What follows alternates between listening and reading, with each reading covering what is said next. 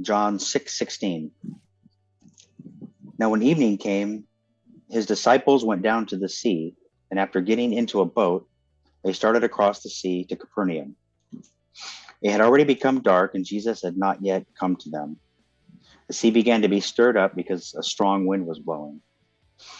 Then when they had rowed out about 3 or 4 miles, they saw Jesus walking on the sea and drawing near to the boat. And they were frightened. And he said to them, "It is I, do not be afraid." So they were willing to receive him into the boat, and immediately the boat was at the land to which they were going.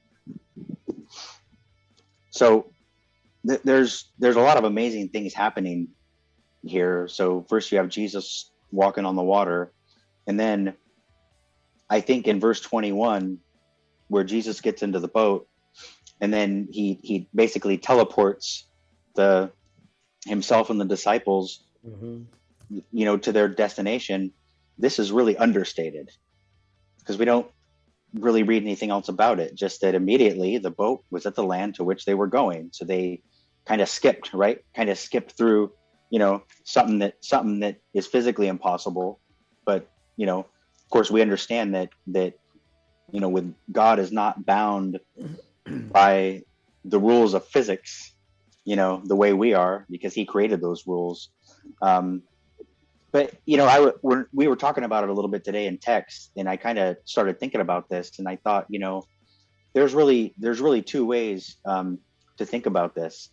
You look at the way a lot of the unbelieving people were marveling at the things that Jesus were doing, and I think as believers we have to be careful that we don't do that.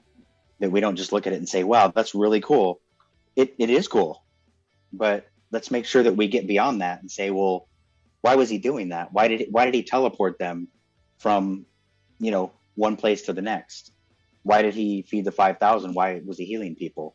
Well, part of the healing was because he had compassion for these people. But I think the bigger reason for the miracles was for him to validate who he was. Because obviously the message preached was powerful. There's no more important words than the words of Jesus. But let's make sure that we're marveling at the person and understanding the spiritual significance of it.